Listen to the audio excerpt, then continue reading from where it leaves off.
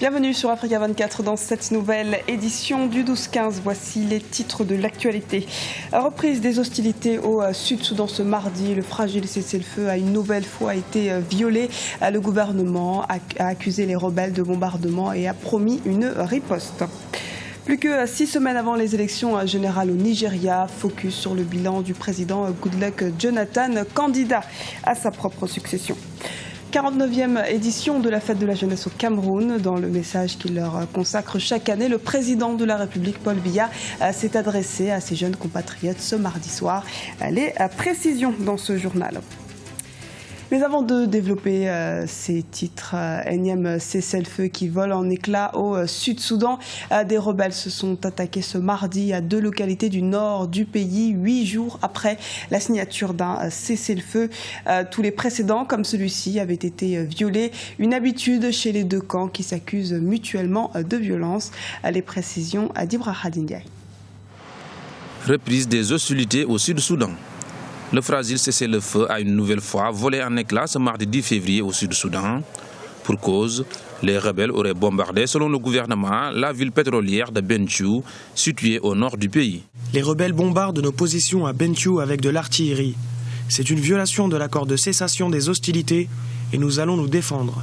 Ces tensions interviennent au lendemain d'une conférence de donateurs organisée à Nairobi, au Kenya, au cours de laquelle l'ONU a lancé un appel aux dons de 1,8 milliard de dollars pour venir en aide à ce pays. La décision de rompre le cessez-le-feu par les rebelles de Riek Machar est une conséquence directe en fait même de ces négociations, parce que les deux forces qui négocient n'arrivent pas à s'imposer. Il y a un rapport de force qui fait qu'aucun des deux belligérants n'arrive à dominer l'autre. Et deuxièmement, c'est que politiquement, les deux essaient de contrôler le pays. Donc même politiquement, ils essaient d'être le futur président. Donc il y a un problème de consensus pour des raisons d'égalité au niveau militaire et au niveau politique. Le président Salva Kiir et son ancien vice-président Riek Machar avaient signé sous la pression de la communauté internationale au début de ce mois de février leur 7e cessez-le-feu en 1 an. Des pourparlers devraient reprendre ce 19 février à Addis Abeba en Éthiopie sous l'égide de l'IGAD, l'organisation intergouvernementale est-africaine. Grève en Tunisie. L'essentiel des administrations et des services publics du sud du pays ce mardi 10 février ont été bloqués. La population protestait contre l'emploi d'armes envers les citoyens lors des divers mouvements ou manifestations fréquents dans cette zone frontalière avec la Libye. Des heurts entre policiers et manifestants le week-end dernier qui ont fait un mort ont poussé les principaux syndicats à initier cette grève. Les grévistes réclament une enquête sur les événements. Mouvement de contestation également aux Comores, 2e jour de l'opération à l'île morte contre les pénuries d'eau et d'électricité. Ce mardi, l'intervention de l'armée a fait 8 blessés, dont 2 graves à Mitsozuche, à une quinzaine de kilomètres au sud de la capitale Moroni. Une dizaine de jeunes ont également été interpellés. Après l'intervention des forces de l'ordre, le calme est revenu. Au Nigeria, le président Goodluck Jonathan, candidat à sa propre succession le 28 mars, a un bilan à défendre. Que faut-il retenir de ce mandat? Élément de réponse dans ce reportage d'Afolake Olinloye, notre correspondante au Nigeria, commenté par Ibra Hadindiaï. Pour se faire réélire comme président de la République fédérale du Nigeria, le président Goodluck Jonathan axe sa campagne sur l'économie nigériane. Le président sortant promet encore aux Nigérians l'amélioration de leurs conditions de vie, ce qui ne convient pas à tout le monde. Le Nigeria n'a pas besoin d'un gentil président maintenant. Nous avons besoin de quelqu'un qui est prêt à s'attaquer au plus gros problème du Nigeria, qui est la corruption. Et le président dit clairement que la corruption n'est pas le plus grand défi. Sur cette prémisse seule, je pense qu'il est tout à fait inapte à continuer. Vous ne pouvez pas vous accoquiner avec la corruption et attendre que le Nigeria fasse une croissance significative. C'est complètement insensé. Cependant, les partisans et sympathisants de Goodluck Jonathan sont nombreux. Pendant les 4 ans passés à la tête du Nigeria, il a construit les chemins de fer, restauré le secteur agricole, parmi tant d'autres. Et pour certains, cela a son importance.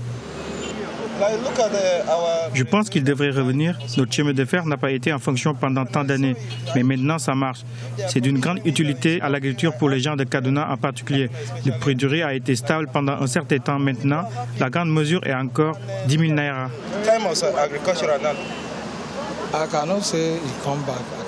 Je ne peux pas dire qu'il devrait revenir ou pas. Seul Dieu peut décider. Donc nous devrions laisser chaque chose dans la main de Dieu. L'élection présidentielle est prévue pour le 28 mars. Le président sortant sera face à 14 autres candidats, dont l'ancien président Buhari. Et en cette pleine campagne électorale, le président Goodluck Jonathan répondra aux questions des journalistes et électeurs ce mercredi en direct sur la chaîne de télé NTA, la radio FRCN ainsi que la VON. Le Cameroun célèbre comme chaque année le 11 février la fête nationale de la jeunesse. Cette 49e édition est placée sous le thème Jeunesse et préservation de la paix pour un Cameroun émergent. Une fois encore, le président Paul Biya s'est adressé ce mardi à la jeunesse. Retour sur les points forts de ce discours avec Ibrahim Ndiaye. Le chef de l'État camerounais, Paul Biya, s'est adressé à la nation ce 10 février 2015 dans son traditionnel discours à l'occasion de la célébration de la 49e édition de la Fête nationale de la jeunesse, placée sous le thème « Jeunesse et préservation de la paix pour un Cameroun émergent ». L'année dernière, à la même occasion, le président Paul Biya avait annoncé une prévision de création de 250 000 emplois en faveur de la jeunesse, une promesse qui semble avoir été tenue. Comme je l'ai souligné dans mon message à la nation, en décembre 2014, 283 443 emplois ont été créés par les administrations et les entreprises. Pour l'année 2015, nous prévoyons la création de 350 000 emplois nouveaux. À pareil moment, l'année prochaine, nous aurons l'occasion de faire le point sur tous les emplois créés depuis 2011. La formation professionnelle, la promotion de l'auto-emploi et le financement des micro-projets seront au centre de la politique du gouvernement pour relever le défi de l'emploi de la jeunesse. La mise en avant par l'État camerounais, si vous voulez, de la formation des jeunes est un problème qui est un impératif national. Un impératif national, pourquoi? Tout simplement parce que les jeunes ne trouvent pas l'emploi. Il faut que l'État, comme je l'ai dit souvent, l'État remette au centre la politique de création d'emplois dans l'économie camerounaise. L'économie camerounaise vise l'émergence en 2035. Il est nécessaire et impératif de pouvoir mettre l'accent sur les formations techniques qui vont permettre de démarrer le développement réel du Cameroun. Sans ces formations techniques-là, qui sont l'assise, la base de tout développement industriel et de la croissance d'un État, ce ne sera pas possible dans le court terme. Donc, le discours du président de la République est un discours tout simplement qui revient sur les choses qu'il convient maintenant de mettre en place de manière effective pour la jeunesse camerounaise en ce qui concerne l'emploi.